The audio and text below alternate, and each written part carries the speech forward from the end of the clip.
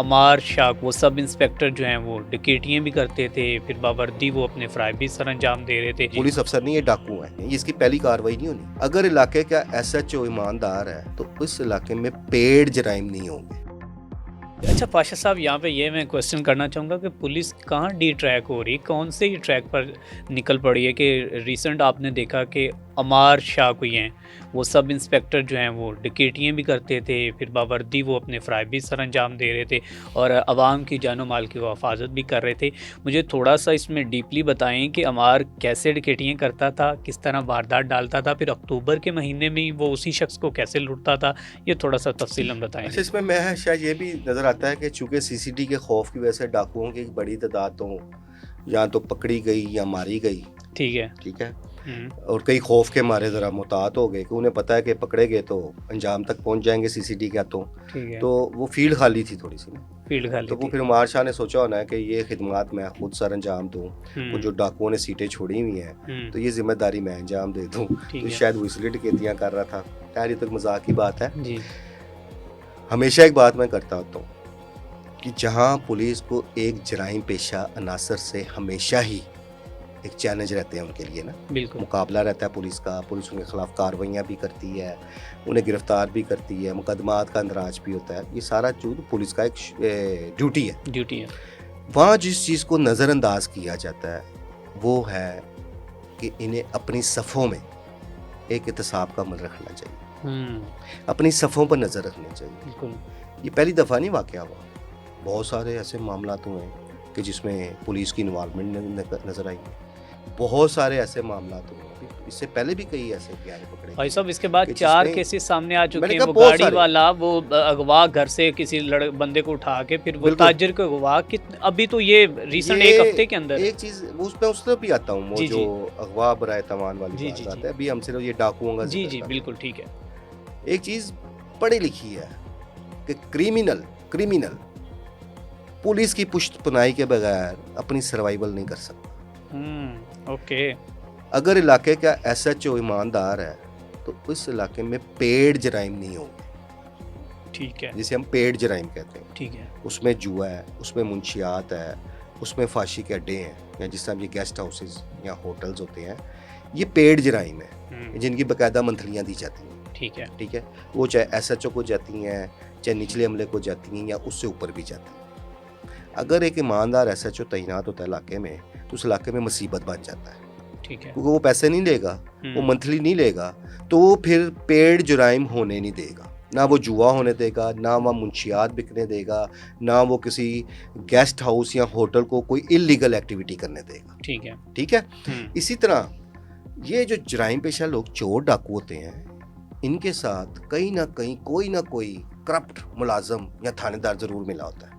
Okay. इस तरह के बेशुमार वाकयात सामने भी आ चुके हैं, इस तरह के बेशुमार वाकयात हो चुके हुए हैं। कई पुलिस अफसरान ने खुद जो होता है, जो करप्ट लोग, सारी पुलिस की बात नहीं मैं करता, जो चंद एक काली भेड़े होती हैं वो खुद इन लोगों की प्रोटेक्शन करते हैं, इन्हें चलाते हैं। ठीक है। हाँ, अब इसमें मार्शल वाला जो सीन सामने आया उसमें ये हुआ कि वो एट द स्पॉट खुद डकैती कर रहा था। ठीक है। और CCTV फुटेज से वो शनाख्त हो गया और पकड़ा गया। अब सर जी होता क्या है कि जब भी करप्शन पे, इख्तियारात के नाजायज़ इस्तेमाल पर, या किसी भी इल्लीगल एक्टिविटी की वजह से आप किसी भी अहलकार को, किसी थानेदार को, किसी ऑफिसर को आप मुअत्तल करते हैं या नौकरी से बर्खास्त करते हैं, तो ये हमारे यहाँ सिस्टम ऐसा है कि ये करप्ट अनासर बासर भी होते हैं, इनके पास पैसा भी होता है, और ये फिर कोई ना कोई सिफारिश लड़ा के ये दोबारा अपील करके अपनी नौकरियों पे बहाल हो जाते हैं। बिल्कुल, इन्हें इबरतनाक कोई सज़ा नहीं दी जाती। अच्छा, अगर आपको कोई सीनियर ऑफिसर जिनके पास ये अथॉरिटी है कि उन्होंने दोबारा बहाल करना है, वो नहीं करते, तो सर्विसेज अपील ट्रिब्यूनल का सहारा लिया जाता है, उसके ज़रिए फैसला करा के बहाल होकर दोबारा महकमे में आ जाता है, और फिर कुछ अर्से बाद किसी ना किसी अफसर के साथ अंडरस्टैंडिंग हो जाती है, कुछ सिफारिश चल जाती है, ये लोग दोबारा अपनी मनपसंद पोस्टिंग भी हासिल कर लेते हैं। बिल्कुल ऐसे। जब तक ऐसे अनासर का आप एक मुस्तकिल कला कमा नहीं करेंगे, महकमा पुलिस पर जो उंगलियां उठती हैं करप्शन के हवाले से, इख्तियारात के नजायज़ इस्तेमाल के हवाले से, इलीगल एक्टिविटीज़ के हवाले से, वो ख़त्म ही नहीं हो सकता। बिल्कुल ठीक है। अब अगर अमार शाह पकड़ा गया, रेड हैंडेड, उसका सारा मामला आ गया है, अभी तक सब उसके रिजल्ट का इंतज़ार कर रहे हैं कि उसके साथ क्या किया जाता है। अभी कोई खामोशी रिजल्ट है। सामने अंदर खाने बहुत कुछ हुआ है उसके साथ, वो जाहिर है उसके साथ एक क्या हुआ थोड़ा सा? रवायती तरीका जो भी इख्तियार किया गया, जो एक डाकू के साथ इख्तियार किया जाता भाई है। साहब, इससे पहले वो ठीक है। कितनी डकैतियां कर चुका था या कब से अच्छा, कर रहा ये था? सारी चीज़ें अभी पोशीदा रखी गई हैं, उसके इंकशाफात को सामने नहीं लाया जा रहा, ठीक है।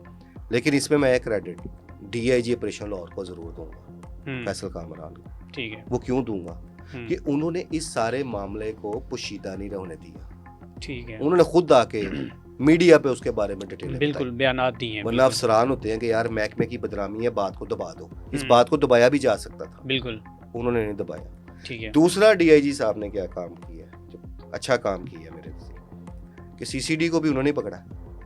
अच्छा, ये जवेद इकबाल ठीक को? है, अब मैं उस अच्छा। वाक़े की तरफ आ रहा हूँ। ठीक है।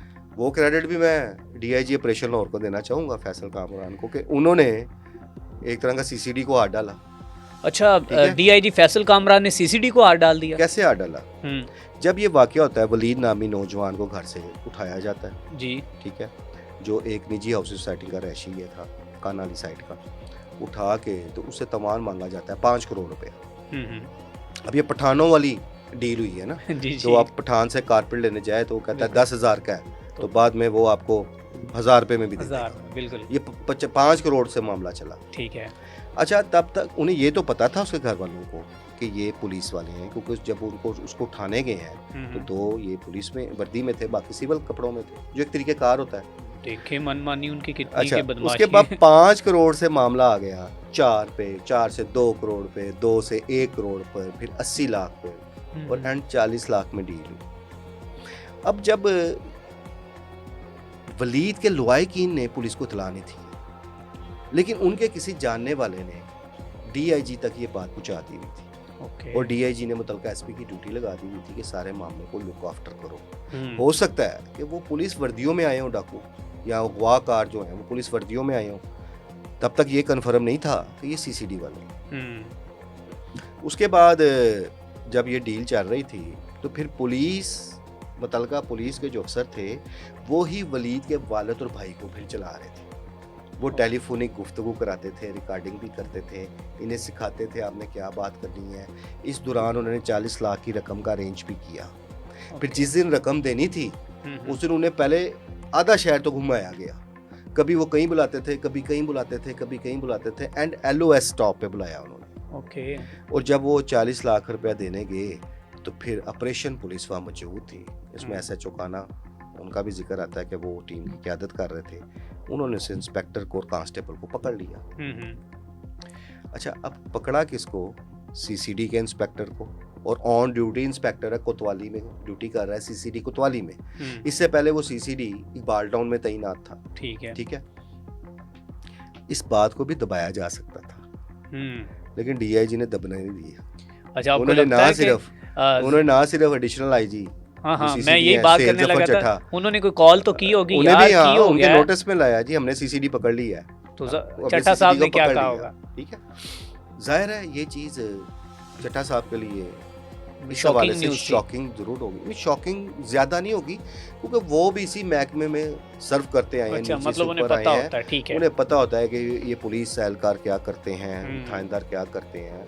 वो एक एक्सपीरियंस्ड आदमी है, और इसीलिए तो उन्होंने जब CCD का क़याम अमल में आया था, उनकी जो पहले ब्रीफिंग्स चलती थी, 9-9 घंटे की वो ब्रीफिंग्स होती थी, जिसमें CCD के तमाम अफसरान को बिठाया जाता था।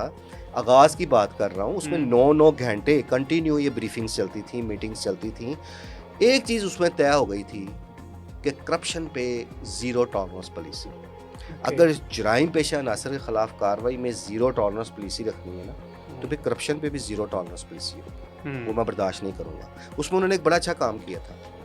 अब वो काम क्या था? वो काम यही, इस तरह के ही काम थे, ये जो इंस्पेक्टर जवेद ने किए, रिकवरियों के नाम पर किए जाते थे। और फिर ऐसे नासर को उठाया जाता था माजी में, जब OCU था या CIA था, ठीक है, ऐसे लोगों को उठाया जाता था जिनके केस इन लोगों ने डील नहीं किए करने होते थे। जब से साइबर क्राइम में इजाफा हुआ, ऑनलाइन फ्रॉड में इजाफा हुआ है, ये गैर कानूनी जो कॉल सेंटर्स बन जाते हैं, हैकर्स जिस तरह लोगों का पैसा लूटते हैं, वो OCU और CIA OCU के जो अफसरान थे वो तो रोज़ रात को इनको किसी को उठाते थे। बैटिंग ऐप्स जो मोबाइल के में आपके यूज़ होती हैं, वो जो लोग यूज़ करते थे या जो बड़े बुकिए थे, अब आपको पता है कि जुआ भी सारा ऑनलाइन हो गया। बिल्कुल। अब जुए की वो चीज़ नहीं रह गई कि आपने फ़ोन करना है, अपनी शर्त को बुक कराना है, रेट लिख करना है, आपने रेट बोलना है, आपने पैसे बोलने हैं। पहले पता है एक पूरा चेन होती थी कि एक लंबी तादाद जो ये बुकी होते थे उनके पास PT सेल टेलीफोन्स की होती थी। अब तो हर किसी के पास उन्होंने वो ऐप्स दे दी हुई हैं, अकाउंट दे दिए हुए हैं। अब मोबाइल पे ये सारा जुआ होता है ऑनलाइन।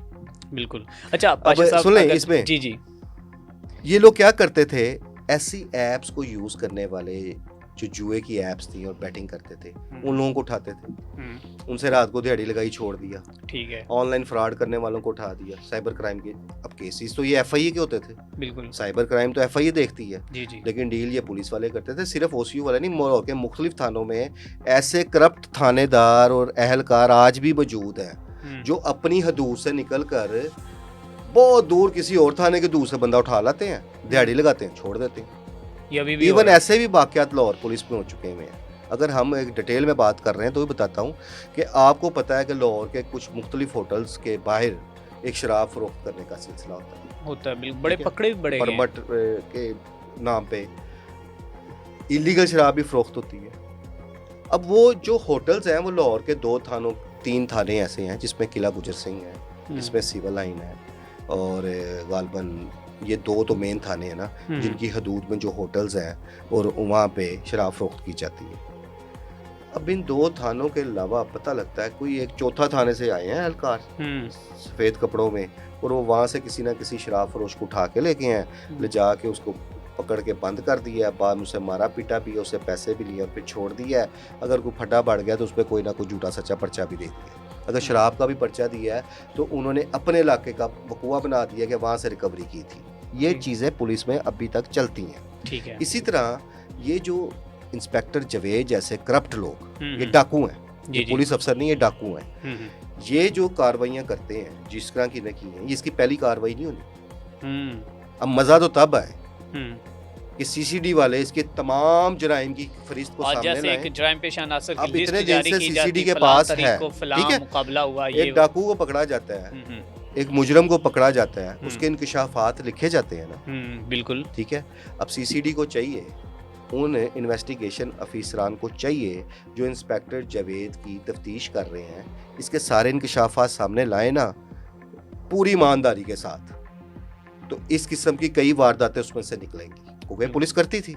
बिल्कुल। और इन चीज़ों का चूंकि आला पुलिस हकाम को पता होता है, सो इसी बात को ज़हन में रखते हुए सुहेल जफर जट्टा साहब ने बात करती थी, नो रिकवरीज, रिकवरियों में नहीं पड़ना। ओके।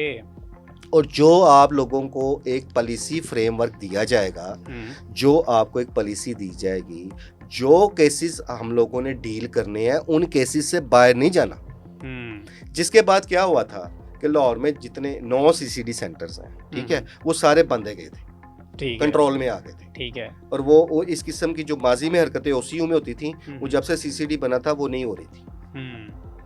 लेकिन जवेद की कार्रवाई के बाद लगता है हो रही है, अभी भी इक्का दुक्का चाम चल रहा है। अगर जवेद वाला मामला देखें, अगर DIG के ऑपरेशन फैसल कामरान के नोटिस में ये मामला ना आता, वो खामोशी से 40 लाख देते, अपना बंदा रिहा कराते, जवेद अपने घर, वो अपने घर, मामला सामने नहीं था ना।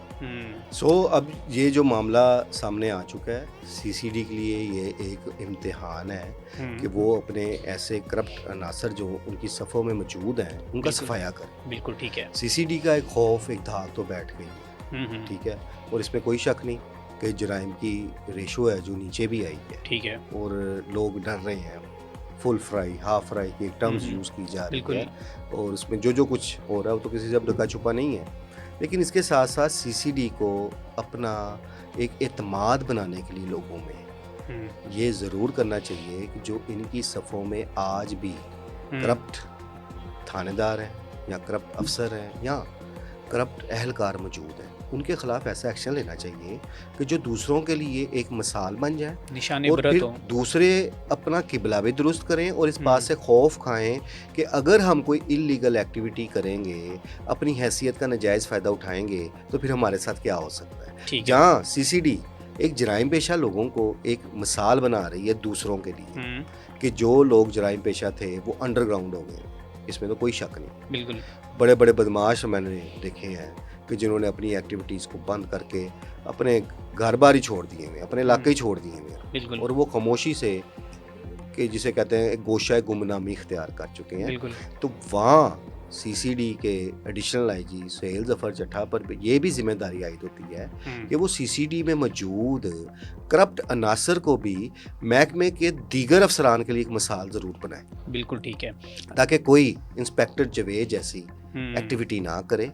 और ये एक्टिविटी फिर मैं कहूँगा कोई नई एक्टिविटी नहीं थी, माजी में बल्कि ऐसे बहुत पहले सारे भी। वाक़यात हो चुके हुए हैं और आइंदा मुस्तकबिल में इन वाक़यात की रोकथाम के लिए एक ग्रैंड ऑपरेशन सीसीडी के अंदर होना भी ज़रूरी है। बिल्कुल ठीक है। अच्छा फाश साहब, आपने बात अभी की थोड़ी देर पहले कि फुल फ्राई और हाफ फ्राई, क्या है ये टर्म? फुल फ्राई क्या होती है, हाफ फ्राई क्या होती अच्छा, पहले ये टर्म यूज़ होती थी अंडरवर्ल्ड में, है? ठीक है। जब वो किसी का बुरा सोचते थे हम्म, कहते थे हाफ फ्राई कर दो, फुल फ्राई कर दो, दरवाज़ा पेंट कर दो, ये भी एक टर्म्स यूज़ होती थी अंडरवर्ल्ड में। अब वो है। दरवाज़ा पेंट करना क्या होता था, किसी घर पे फायरिंग कराई जाएगी। ओके।